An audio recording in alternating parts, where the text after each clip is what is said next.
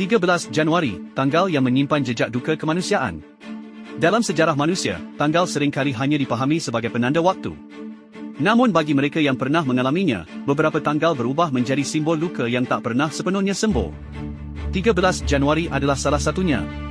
Di berbagai belahan dunia, tanggal ini mencatat momen ketika alam menunjukkan kedahsyatannya, teknologi gagal melindungi manusia, dan kekuasaan menjelma menjadi kekerasan. Rangkaian tragedi yang terjadi pada hari ini menjadi pengingat bahawa kemajuan peradaban tidak selalu berjalan seiring dengan keselamatan dan kemanusiaan. Salah satu tragedi paling mematikan terjadi di Avezzano, Italia, pada 13 Januari 1915. Gempa bumi dahsyat mengguncang kawasan tersebut ketika sistem mitigasi bencana masih sangat terbatas. Dalam hitungan detik, kota-kota luluh lantak dan puluhan ribu nyawa melayang. Tragedi ini tercatat sebagai salah satu gempa paling mematikan dalam sejarah Eropah moden dan menyingkap betapa rapuhnya manusia di hadapan kekuatan alam. 7 dekade kemudian, tanggal yang sama kembali diwarnai duka di Ethiopia.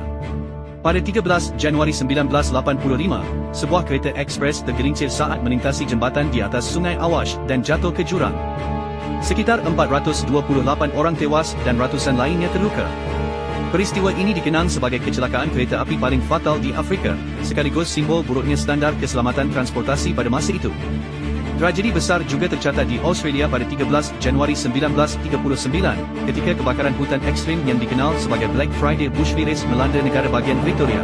Api melahap jutaan hektar hutan, menghancurkan ribuan bangunan, dan menewaskan puluhan orang. Peristiwa ini mengubah cara Australia memandang pengelolaan kebakaran dan menjadi peringatan dini akan dampak perubahan iklim. Di era moden, 13 Januari 2012 menjadi hari kelam bagi Italia ketika kapal pesiar mewah Costa Concordia menabrak terumbu karang dan terbalik di dekat Pulau Giglio. Kekacauan evakuasi menyebabkan 32 orang tewas, memicu kritik tajam terhadap kelalaian manusia di balik industri pariwisata mewah. Tak hanya bencana dan kecelakaan, 13 Januari 1991 juga mencatat tragedi kemanusiaan di Vilnius, Lithuania, ketika pasukan Soviet menyerang demonstran damai.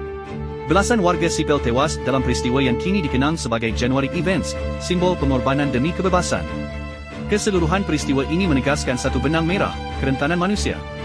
13 Januari bukan sekadar tanggal di kalender, melainkan cermin sejarah yang mengingatkan pentingnya menjaga kemanusiaan agar tragedi serupa tak terus terulang.